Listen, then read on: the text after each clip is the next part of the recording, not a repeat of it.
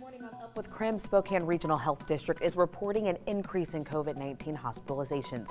KREM's Amanda Rowley is in the newsroom this morning to break down the impact this could have. That's right. Spokane hospitals are busy with the recent increase in COVID hospitalizations. Does that mean elective surgeries will be canceled? I'll answer that in a few minutes.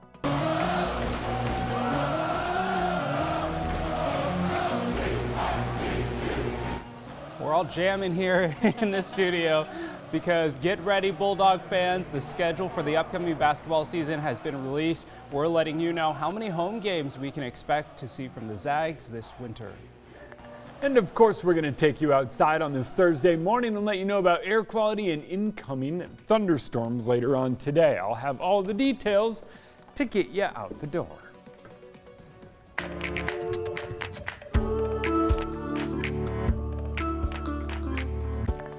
Up with KREM begins now.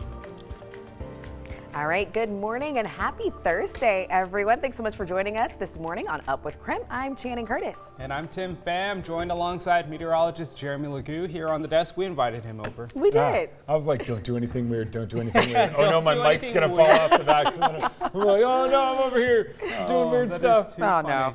No, but yeah, Jeremy, he has been very busy in the Weather Center and we decided to give him a break. Absolutely. Come on over. Come on over. But we're putting you back to work.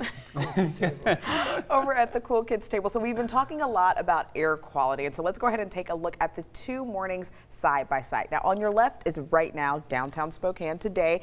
On your right is actually yesterday in Coeur d'Alene, and you can tell it looks like a little bit of a difference. It looks like it's a little less smoky outside today than it was yesterday. Oh, thankfully. And that's just one of many improvements we are seeing around the region. And that all comes thanks to a little bit of a shift in the weather pattern, a small shift. And that small shift opens the door for a lot to change later on this afternoon.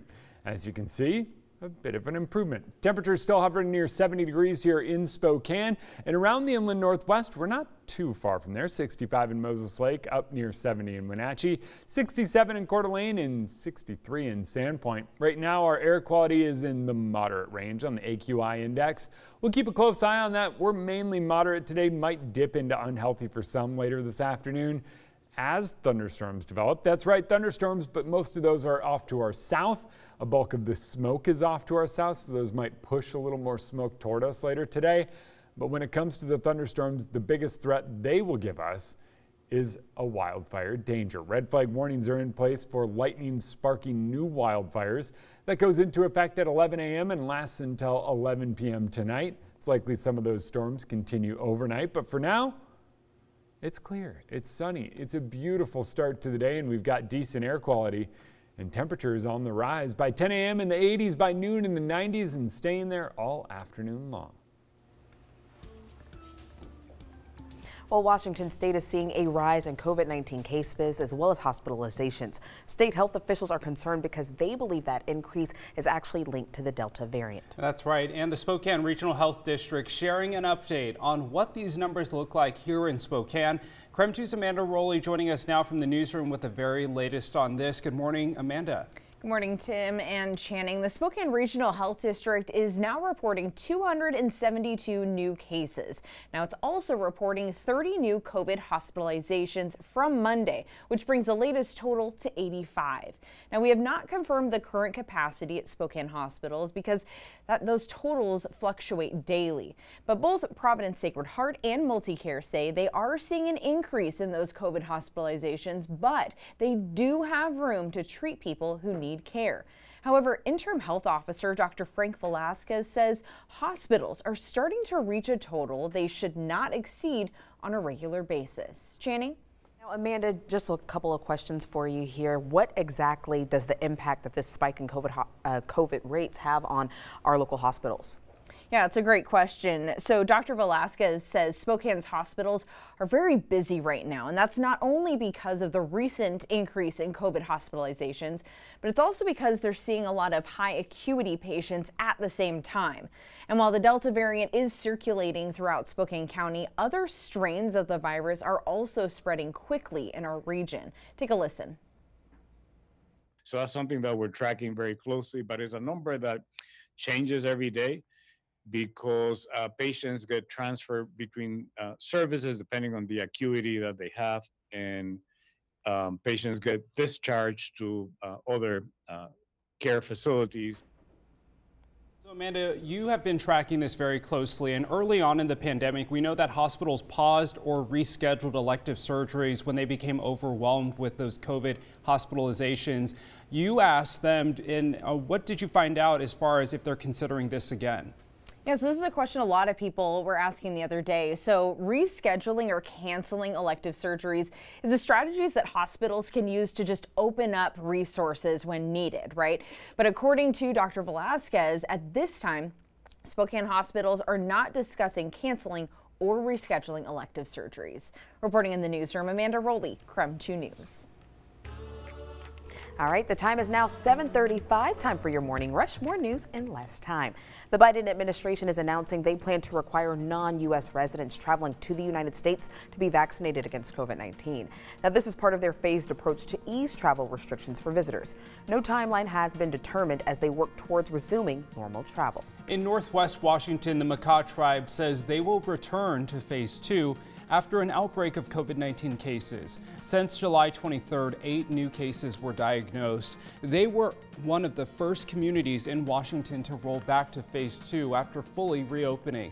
Restrictions include mandatory masks indoors, no visitors, and a ban on indoor gatherings.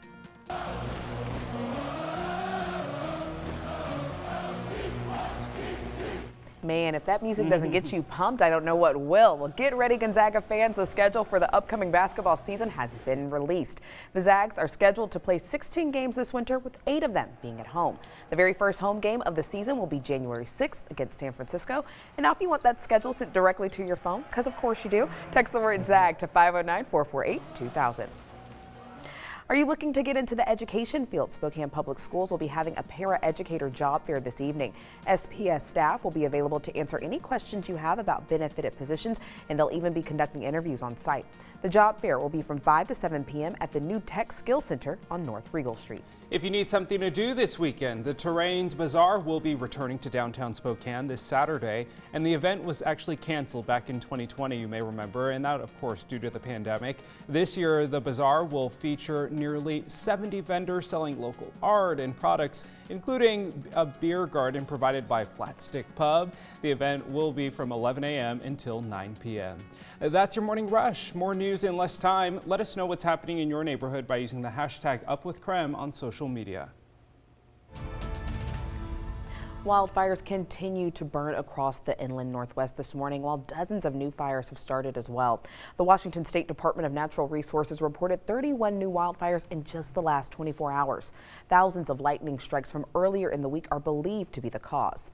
Now, on your screen now, many of the fires are burning in remote terrain and are indicated by those blue boxes you see there. The Department of Natural Resources will be running surveillance flights to look for additional fires this week. In Okanogan County, the Cedar Creek fire burning near Mazama is still prompting level 3 get out now evacuations. The fire burned more than 52,000 acres and is about 25% contained this morning. The Department of Lands Commissioner Hillary Franz is scheduled to visit this fire on Friday. Heading now north of Hope, Idaho, where the Trestle Creek Complex fire is pushing 3,500 acres. New level 2 evacuations are in place for nearby communities. Crews don't expect that fire to be completely contained until October 15th. Now, there are still level 1 and 2 evacuations in place for the Walker Creek fire burning north of Wakanda. Residents living in the area of Bunch Road need to get ready to evacuate. It's about 75 acres right now with 0 containment. Well, early this morning, the U.S. added another medal to our growing count. That's right. And last night, a Washington native got one of her very own. This morning, we're talking about our favorite moments of the Olympic Games so far. And all week long, we've talked about AQI and air quality. What does this actually mean? This morning, we're asking the experts from the Spokane Clean Air Agency. We'll hear from them a little bit later in the show. And coming up, we're going to take you outside, talk some of those storms moving through. Those will develop later on this afternoon, but expect them to lift to the north. By about dinner time, we have the possibility or potential to see some of that activity here in Spokane and Coeur d'Alene. Some lingering storm cells overnight, but a bulk of that activity is later on this afternoon and this evening before it all clears out tomorrow and we find much better air quality across the inland Northwest.